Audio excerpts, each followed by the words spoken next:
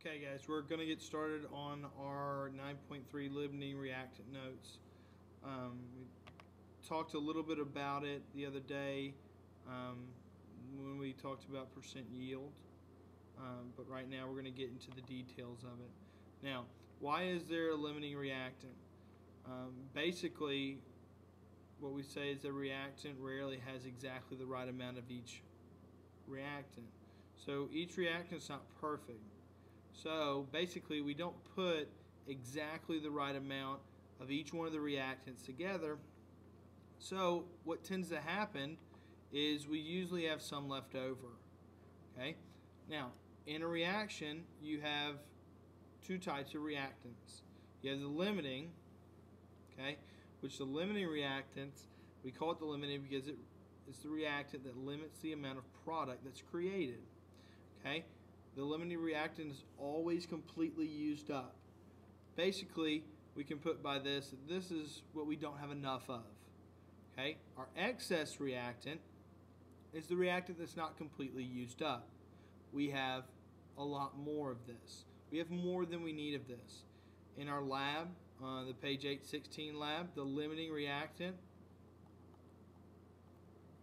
is sodium bicarbonate.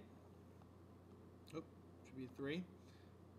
And our excess reactant is the acetic acid.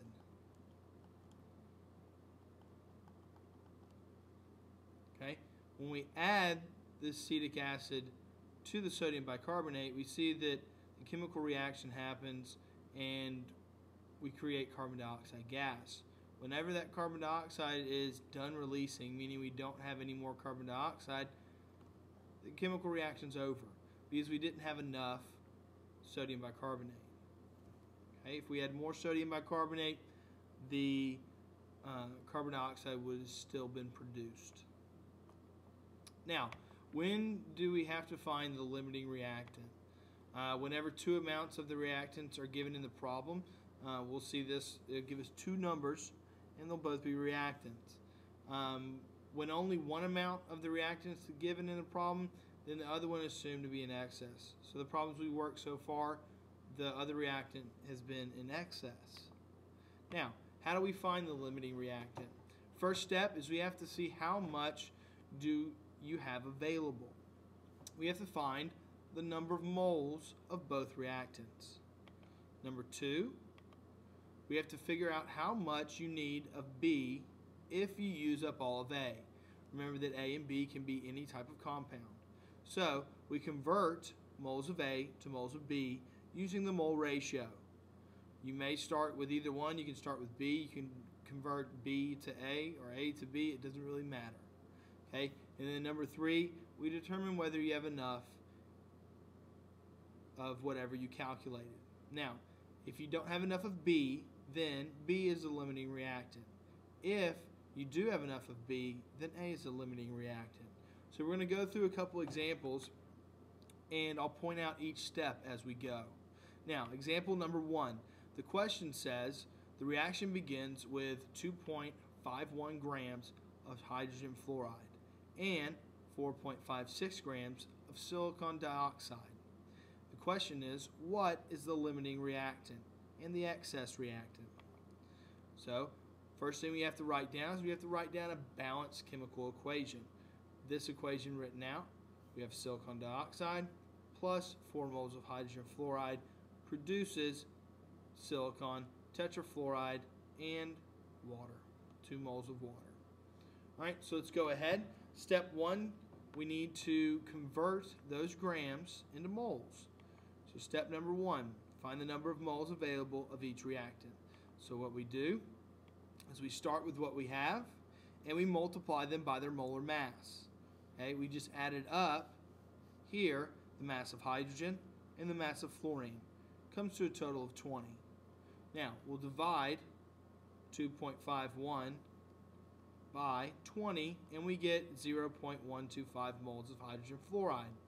Then, we'll take the grams of silicon dioxide divided by its molar mass and we get 0.0759 moles of silicon dioxide.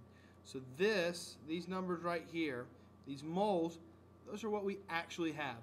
that is what we would put in a beaker.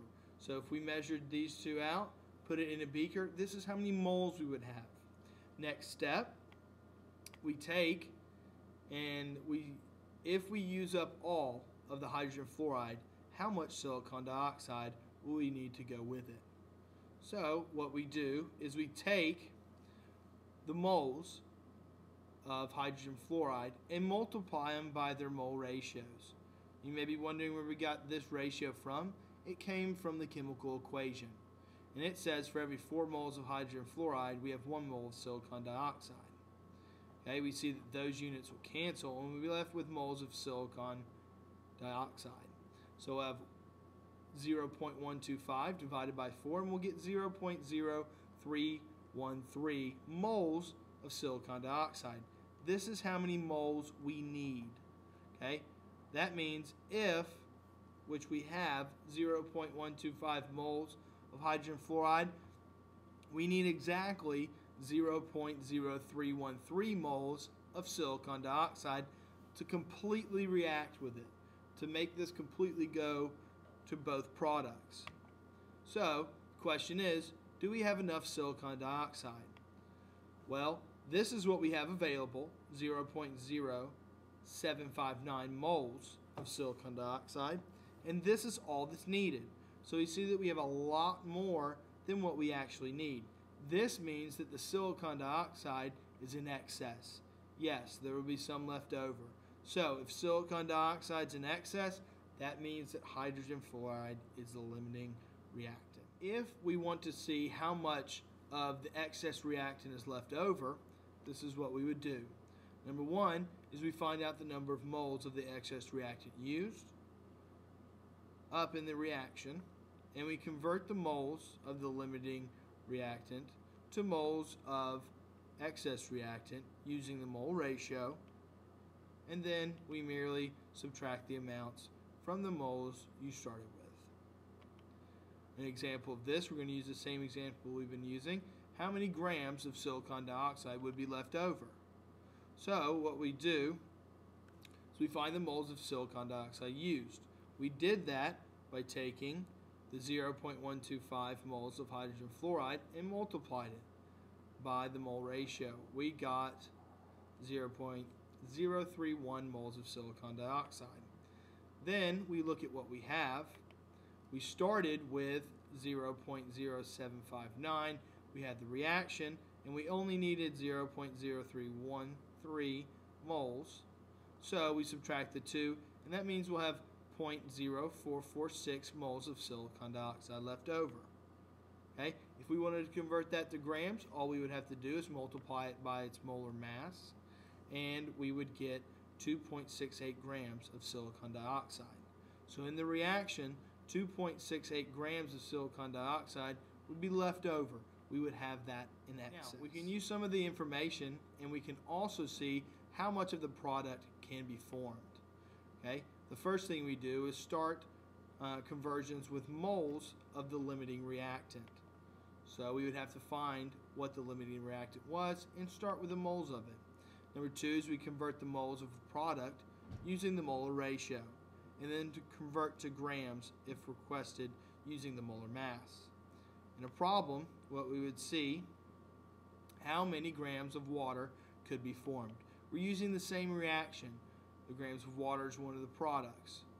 So we're going to convert, since the hydrogen fluoride was our limiting reactant, we'll convert hydrogen fluoride to moles of water.